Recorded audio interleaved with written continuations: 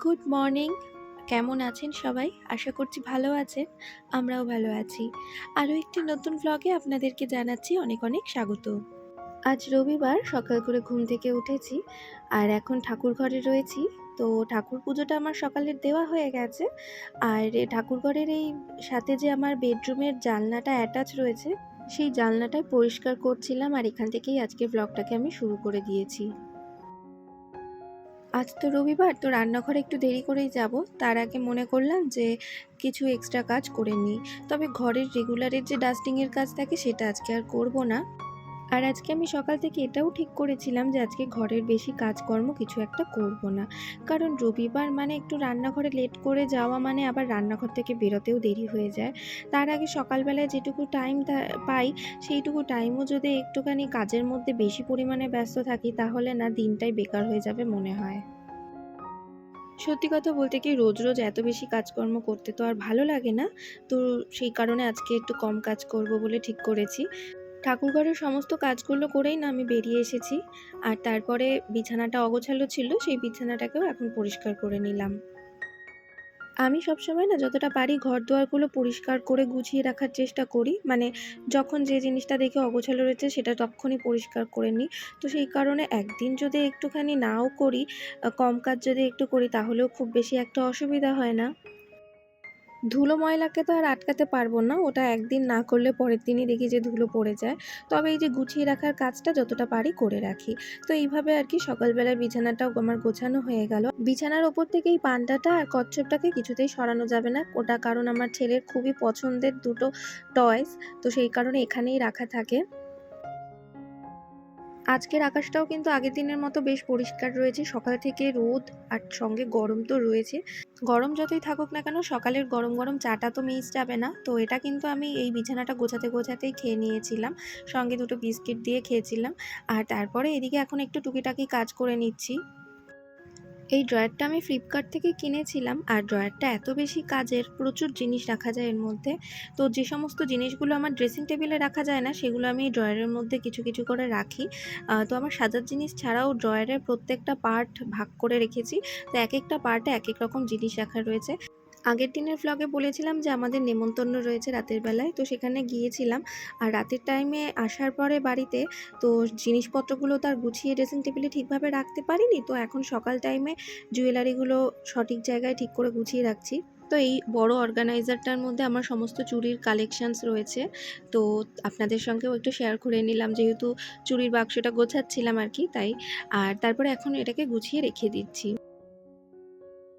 আমি imitation jewellery ভীষণ পরতে পছন্দ করি। আর সেই কারণে একটু একটু করে আমার জমানো সব কালেকশানস।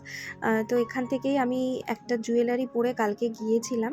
আর একটা এই কানের দুলও বের করেছিলাম এই বক্সের থেকে, যে শাড়ির সঙ্গে ম্যাচিং করে পরবো, কিন্তু ইয়াররিংসটা না শাড়ির সাথে ঠিক ম্যাচ হচ্ছিল না বলে তো এটাকে রেখে দিয়েছিলাম আর পরিনি। অন্য একটা জুয়েলারি সেট পরে গিয়েছিলাম। আসলে যতক্ষণ না মেকআপ করছি, যতক্ষণ না শাড়িটা পরছি, ততক্ষণ তো বোঝা যায় না যে এর সাথে কোন জুয়েলারিটা বেশি মানাবে। তো আর কি সব বের করে ছড়িয়ে ছিটিয়ে রাখা ছিল রাতের বেলায়। আর এগুলোকে এখন আমি সকাল টাইমে গুছিয়ে নিলাম। এছাড়া আমার আর আজকে ঘরে ডাস্টিং বলুন বা অন্য কোনো কাজ করার একদমই ইচ্ছে ছিল না। তাই ড্রেসিং টেবিলের এই কর্নারগুলো গুছিয়ে রেখে চলে গেলাম সোজা সকালবেলার ব্রেকফাস্টটা সেরে নিতে।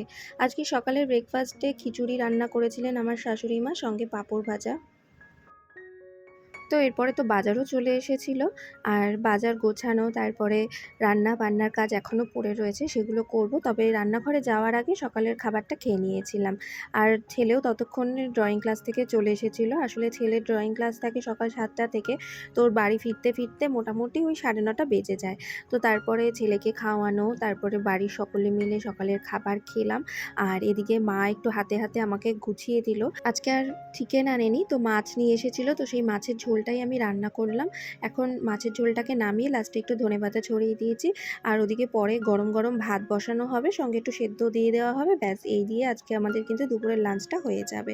তো রান্না বান্না তো কমপ্লিট হয়ে গেল। এরপর বাসন কোসন যতটুকু ছিল সব মেজে ঘষে তারপরে রান্নাঘর পরিষ্কার করে আমি রান্নাঘর থেকে বেরিয়ে পড়বো। একটু তাড়াহুড়োও করছিলাম জানেন তো রান্নাঘর থেকে বেরোনোর জন্য, কারণ ওদিকে আজকে হচ্ছে ছেলের হেয়ার কাট করাতে নিয়ে যেতে হবে। ওর বাবার সাথে না একা একদমই যেতে চায় না।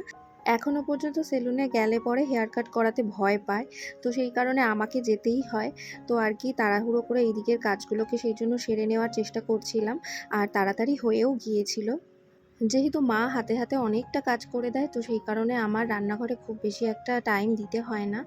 আর সত্যি কথা বলতে কি, মা না থাকলে হয়তো আমি এত কিছু সামলাতেও পারতাম না। তো যাই হোক, তারপরে হেয়ার কাট করাতে ছেলেকে নিয়ে গেলাম সেলুনে। তারপর সেখান থেকে এসে স্নান করে নিয়েছিলাম। আর স্নান করে এখন বসেছি পুজো দিতে। আজকে অনেকগুলো সাদা ফুল পেয়েছি, তো এই ফুলগুলো দিয়েই পুজোটা দেব। আর বেলপাতাও পেয়েছি। সবকিছু গুছিয়ে নিয়ে সুন্দর করে পুজো দিতে আমার খুব ভালো লাগে। আর ঠাকুরঘর তো হচ্ছে আমার সবথেকে প্রিয় জায়গা। তো এখানে আসলে তো আমার মন আল্টিমেট ভালোই হয়ে যায়।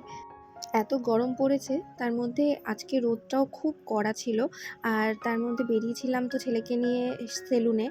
আর সেখান থেকে আসার পর প্রচণ্ড ক্লান্ত হয়ে গিয়েছিলাম। সত্যি কথা বলতে কি, এত রোদ থাকলে না বাইরে বেরোতে একদম ইচ্ছে করে না। দরকার ছাড়া যেন ইচ্ছেই করে না। তাই সেই মুহূর্তের কোনো ভিডিও ক্লিপস আপনাদের সঙ্গে শেয়ার করতে পারলাম না। তো এখন স্নান-টান সেরে এসে একটু শান্তিমতো পুজোটা দিতে বসেছি। সব গোছানো হয়ে গেছে। বাটা গ্লাস সব সাজিয়ে দিয়েছি। আর ঠাকুরকেও দেখুন সুন্দর করে সাদা ফুল দিয়ে সাজিয়ে নিয়েছি। তো আমার পুজো দেওয়াটা প্রায় কমপ্লিট হয়েই এসেছে। আর এরপরে চলে যাব দুপুরের লাঞ্চটা সেরে নিতে। আপনাদের সঙ্গে আবার দেখা করছি। এখন সন্ধেবেলা প্রায় হয়ে এসেছে। রবিবারে খেয়ে-দেয়ে উঠতে একটু লেট হয়ে যায়। তবে খাওয়া-দাওয়ার পর একটু রেস্ট নিয়েছিলাম।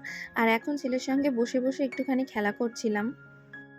এখনকার ছেলেমেয়েদের খেলার সঙ্গী বলতে তাদের মা-বাবা, পরিবারের লোকজন এরাই। আমাদের সময়ের মতো এদের তো আর এখন খেলার সঙ্গী সাথী বলতে সেরকম কেউ একটা নেই। এরা বাইরে বেরোতে পারে না। তো কিছুক্ষণ ওর সাথে টাইম কাটানোর পরে তারপরে সন্ধেবেলা চা বিস্কিট খেলাম। আর কিছু জামাকাপড় সকাল টাইমে কাচা হয়েছিল। তো সেগুলো তো আজকে রোদের তাপে ভীষণ ভালোভাবে শুকিয়ে গিয়েছে। আর সেগুলোকে এখন আমি ভাঁজ করতে বসেছি। রেগুলারের জামাকাপড় ছাড়াও আজকে এখানে রয়েছে হচ্ছে, গতকাল যেহেতু নেমন্তন্ন বাড়িতে গিয়েছিলাম, তো সেখানে ছেলে যে ড্রেসটা পরে গিয়েছিল তো সেটা ধুয়েছি। আর আমি যে শাড়িটা পরে গিয়েছিলাম সেই শাড়ির সায়া ব্লাউজ সব ধুয়ে দিয়েছি। শাড়িটা তো আর ধোয়া যায় না, তো এটাকে একটু রোদে দিয়েছিলাম। তো এই শাড়িটা পরেই গিয়েছিলাম। তো আমার আজকের ব্লগটা দেখতে আপনাদের কেমন লাগলো অবশ্যই কমেন্টে জানাবেন।